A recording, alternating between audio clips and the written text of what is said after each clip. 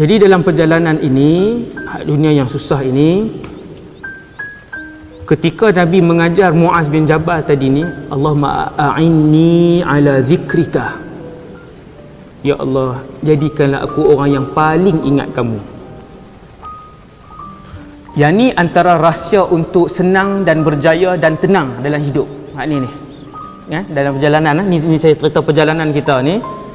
Satu je yang alam ujian ni, yang ada dosa pahala ni, satu ni je. Antaranya ialah apabila kita menjadi orang yang paling banyak mengingati Allah. Ustaz, ingati Allah ni betul-betul Ustaz. Macam mana Ustaz? Allah, Allah, banyak berzikir, banyak sebut Allah. Kerana apa? Kerana seorang munafik tidak akan mengingati Allah Azza wa Jal dengan banyak. Takkan. Yang ni Allah sebut dalam Quran. Seorang munafik dia tidak akan berulang kali menyebut nama Allah dalam kehidupan dia, takkan. Kecuali apabila orang Ta'ala iktiraf orang tu Muslim. Muslim, dia akan banyak menyebutkan nama Allah. Jadi para Nabi dan Rasul ni, Nabi dan Rasul 24 jam mengingati Allah. Nabi dan Rasul 24 jam. Maka mereka jadi orang yang paling mulia pada zaman mereka. Dia Nabi ada 124,000. Ni hadis saya sebut setiap apa yang saya sebut pagi ni insya-Allah bersandarkan kepada dalil. Nabi 124,000 orang, punyalah ramai. Yang Allah sebut dalam Quran berapa? 25. Ni. Rasul 313. Rasul ni dia lebih hebat. Setiap Rasul ini, setiap Nabi ini, mereka adalah yang terbaik yang hidup pada zaman itu. Ini kaedah. Setiap Rasul, mereka adalah umat ataupun hamba Allah yang paling banyak ibadah dan yang paling alim pada zaman itu. Ini kaedah. Rasul. Maka bila baca kisah Rasul-Rasul ni, tiap-tiap orang daripada Rasul ni, zikir mereka, ingat mereka kepada Allah ialah siang dan malam, pagi dan petang, duduk, berdiri dan jalan, sentiasa. Yang ni kita boleh sampai ke tahap ni, insya-Allah. Boleh sampai. Latih, kena berlatih. Kena berlatih dan kena ada usaha ke arah itu. Antaranya kena belilah tasbih. Tasbih apa pun tak ada, ya Allah kenapa lah susah sangat nak ingat. Makan pun tak baca doa makan. Punya tak ingat dengan Allah. Makan pun tak baca. Lebih lepas makan lagi kan, selalu orang sebelum makan baca hari, lepas makan itu jarang. Kan, alhamdulillah at'amana wa saqana tu jarang kan. Jadi para rasul mereka yang paling mengingati Allah SWT. Nabi Nuh alaihissalam. Saya buat contoh dua. Nabi Nuh berdakwah 950 tahun. Dan beliau ataupun lebih kurang 900 tahun lah. Sebab kebanyakan rasul menjadi rasul ketika berusia 40 tahun. Ini kaedah ada dalam kitab tauhid. Nabi Nuh 950, kita katalah berdakwah 900 tahun. Nabi Nuh yang masuk Islam, ikut ajaran Islam yang dibawa oleh Nabi Nuh, qaul yang paling banyak tidak melebihi 90 orang. Berdakwah 900 tahun tu dah membuatkan saya dan kita semua insaf. Kalau orang yang rajin guna akal lah, dia rajin berfikir 900. Jadi AJK dakwah masjid 5 tahun pun rasa boring dah. AJK masjid, AJK dakwah, oi lamanya ustaz. Dah lah tak bagi penghargaan apa kat saya, CJ 1 pun tak dapat. Ini penyakit kita lah. 900 tahun berdakwah, yang tu pun dah kita dah Allahu Akbar. Yang masuk Islam, qaul yang paling banyak, pendapat yang paling banyak, ada pendapat kata 20 orang. Pendapat yang paling banyak tidak melebihi 90 orang. Ni banyak lagi. Subhanallah.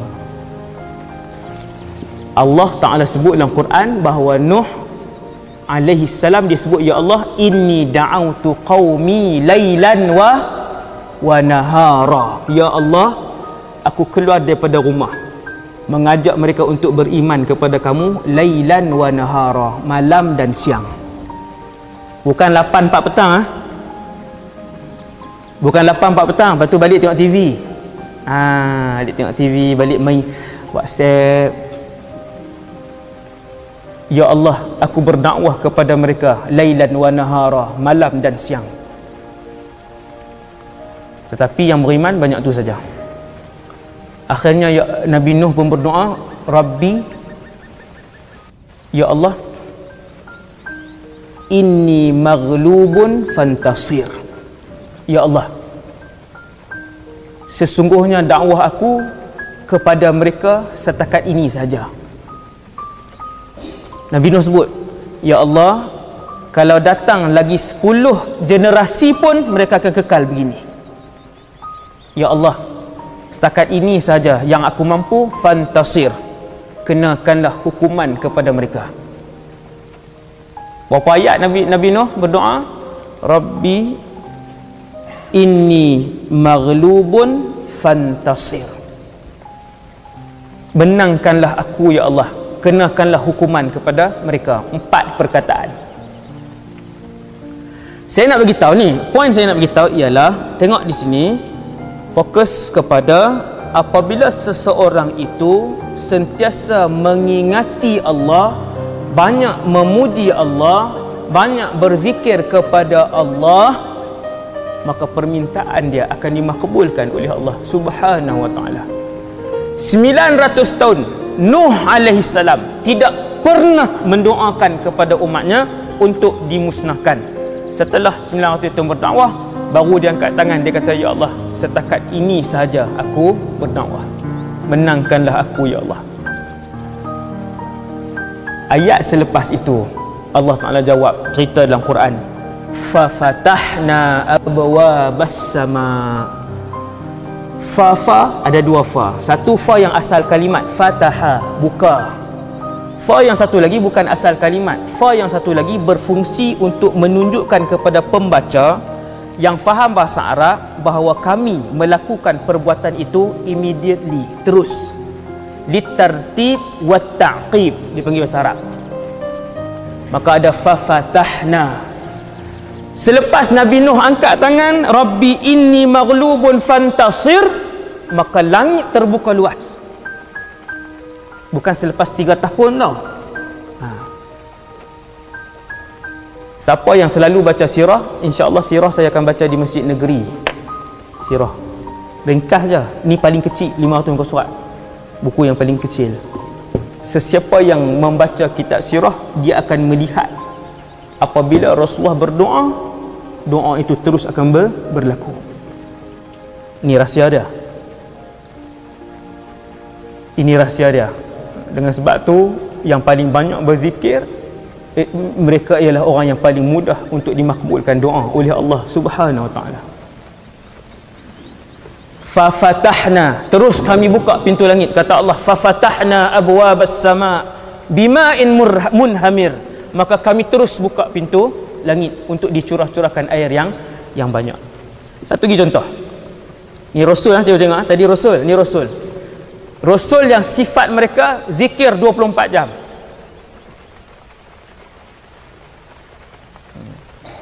Orang yang kalau siang hari dia berzikir, tak berhenti berzikir, tuan-tuan akan tengok malam dia, mulut dia berzikir.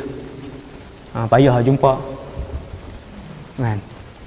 Yang siang hari dia berzikir, mulut dia bukannya 24 jam, malam tu kan kita tengok sejam saja dia sebut, jam setengah, 2 jam dia sebut. Anak murid saya seorang dah habis Quran dah, kaitan 1 habis 30 juzuk. Budak rajin lah, sangat rajin yang luar biasa. Muka dia bersih lah. Dia kalau tidur malam, mengigau dia tu Quran. Mengigau dia Quran. Biasalah saya pukul 2-3 pagi saya akan bangun selimut, yang mana yang tak selimut tutup satu aircon sebab macam mengebat pula kan. Panas tingkat 2, rumah atas dulu tak ada aircon, basah katil. Saya kena cerita, saya orang kata mengebat ustaz ni kan. Katil tilam tu basah, saya pasang aircon. Jadi malam saya akan bangun tutup satu sebab dah sejuk kan. Saya akan dengar lah. Bila malam dia mengigau dia Al-Quran. Baca saya tengok dia baca surah apa. Allahu Akbar. Kalau yang siang zikir, malam dia macam tu lah.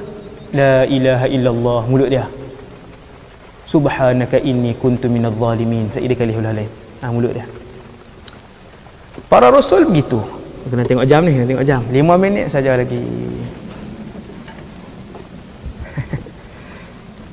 Para rasul, cerita last Nabi Ayub alaihissalam. Nabi Ayub ni best kalau baca cerita dia. Nabi Ayub ni jutawan. Nabi yang jutawan ataupun yang raja dia, Nabi Sulaiman yang kaya ni. Antaranya Nabi Ayub alaihissalam.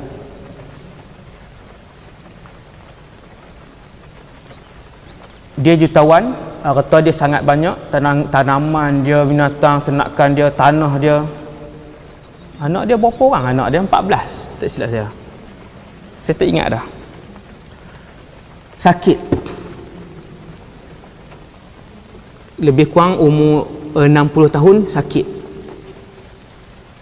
Sakit Nabi Ayub sehingga Nabi Ayub tak boleh berjalan keluar. Dia tak kuat. Sakit Nabi Ayub disusuli dengan ujian. Semua binatang ternakan dia mati serentak. Sakit Nabi Ayub disusuli dengan ujian, tanaman-tanaman dia rosak diserang binatang. Sakit Nabi Ayub disusuli dengan ujian, tuan-tuan tahu apa? Kesemua anak dia 14 orang meninggal. Anak pagi. Dan sakit Nabi Ayub membuatkan dia jual semua harta dia. Dan dia tinggal di sebuah rumah kosong ke semua isteri-isteri dia kecuali seorang saja.